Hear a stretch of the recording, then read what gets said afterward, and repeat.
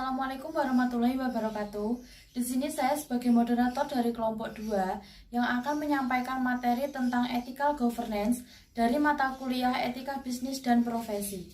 Perkenalkan, saya Agusniar Eka Nurfranitasari dan teman-teman saya ada Nirma Veronica, Ratna Fauzia, Agustina Dwi Purnamasari, Kavita Ulumiyah, dan Nili Hidayati. Governance System. Sistem pemerintahan atau governance system adalah sistem yang dimiliki suatu negara dalam mengatur pemerintahannya. Menurut Moh Mahfud MD, sistem pemerintahan negara adalah mekanisme kerja dan koordinasi atau hubungan antara ketiga cabang kekuasaan yaitu legislatif, eksekutif, dan yudikatif. Moh Mahfud MD 2001-74. 4 unsur tidak dapat terpisahkan dari governance system yang terdapat di dalam perusahaan.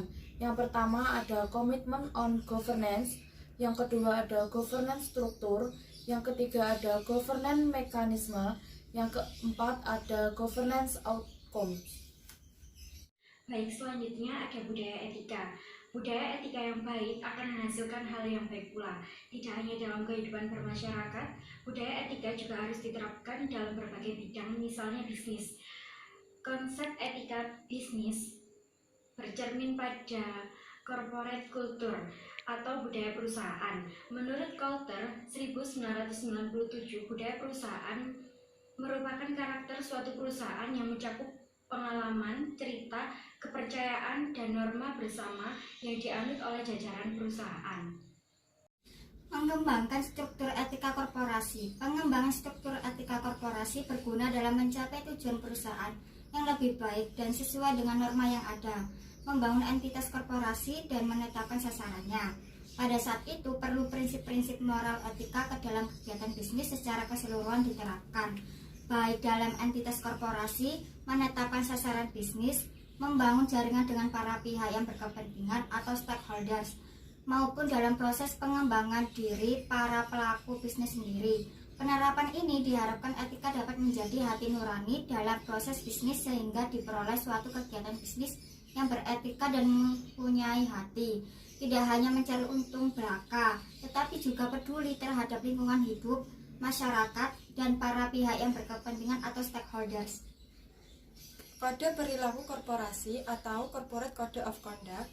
Code of Conduct adalah pedoman internal perusahaan yang berisikan sistem nilai etika bisnis, etika kerja, komitmen, serta penegakan terhadap peraturan-peraturan perusahaan bagi individu dalam menjalankan bisnis, dan aktivitas lainnya serta berinteraksi dengan stakeholders. Peran pemimpin perilaku korporatif ada 4, yang pertama first adapter, yang kedua motivator, yang ketiga role model, yang keempat pencetus dan pengelola strategi. Evaluasi terhadap kode perilaku korporasi. Evaluasi terhadap kode perilaku korporasi dapat dilakukan dengan melakukan evaluasi tahap awal atau diagnostic assessment dan penyusunan pedoman-pedoman. Tahap cara untuk melakukan evaluasi. 1. Pelaporan pelanggaran Code of Conduct. Dewan Kehormatan wajib mencatat setiap laporan pelanggaran atas Code of Conduct dan melaporkannya kepada direksi dengan didukung oleh bukti yang cukup dan dapat dipertanggungjawabkan. Yang kedua, sanksi atas pelanggaran Code of Conduct. Pemberian sanksi atas pelanggaran Code of Conduct yang dilakukan oleh karyawan diberikan oleh direksi atau pejabat yang berwenang sesuai dengan ketentuan yang berlaku. Contoh kasus PT Bank Lipo Tbk. Kasus terjadi pada PT Bank Lipo Tbk, terdapat 3 buah laporan keuangan milik PT Bank Lipo Tbk yang dinyatakan telah diaudit, tetapi ditemukan perbedaan di antara 3 laporan tersebut.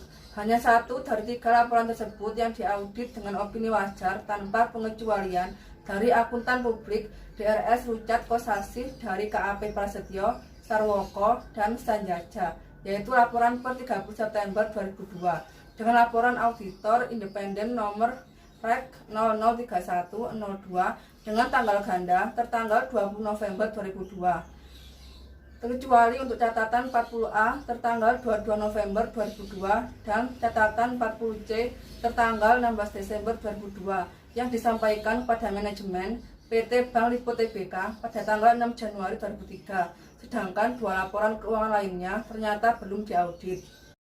Untuk laporan keuangan PT Bank Lipo Tbk dituangkan pada surat kabar, PT Bank Lipo Tbk memberikan pernyataan bahwa laporan keuangan disusun berdasarkan laporan keuangan konsolidasi yang telah diaudit dengan opini wajar tanpa pengecualian oleh KAP Prasetyo, Sarwoka dan Sanjaya. Untuk laporan keuangan PT Bank Lipo Tbk yang disampaikan kepada BED disertakan juga pernyataan dari manajemen PT Bank Lipo Tbk bahwa laporan keuangan yang disampaikan adalah laporan keuangan audited yang tidak disertakan dengan laporan auditor independen yang berisi opini akuntan publik. Dari kasus di atas, PT Bank Lipo Tbk telah melanggar prinsip akuntabilitas dan prinsip transparansi dari prinsip-prinsip good corporate governance. Yang pertama ada prinsip akuntabilitas adalah kejelasan fungsi, struktur, sistem, dan pertanggungjawaban organisasi perusahaan sehingga pengelola perusahaan terlaksana secara efektif. Namun pada kasus PT Bank Lipo Tbk menunjukkan kelemahan prinsip akuntabilitas yang dimiliki perusahaan, yaitu dengan terjadinya kesalahan perusahaan atau dalam hal ini Dewan Direksi yang lalai melakukan pengawasan terhadap manajemen PT Bank Lipo Tbk dan tidak adanya checks dan balance yang baik antara direksi dan komisaris dengan manajemen PT Bank Lipo Tbk yang telah menyampaikan 2 buah laporan keuangan yang tidak diaudit. Yang kedua ada prinsip transparansi adalah keterbukaan dalam melaksanakan proses pengambilan keputusan dan penyampaian informasi. Namun prinsip ini dilanggar oleh PT Bank Lipo Tbk ketika mereka menyampaikan laporan yang dinyatakan audited. Tetapi pada kenyataannya, kedua laporan tersebut belum diaudit. Dengan hal ini, PT Bank Lipo Tbk telah melanggar salah satu hak pemegang saham, yaitu hak untuk menerima informasi. Sehingga PT Bank Lipo Tbk belum sepenuhnya memenuhi prinsip perusahaan yang memiliki good corporate governance. Presentasi dari kelompok kami, apabila ada salah kata, mohon maaf yang sebesar-besarnya. Wassalamualaikum warahmatullahi wabarakatuh.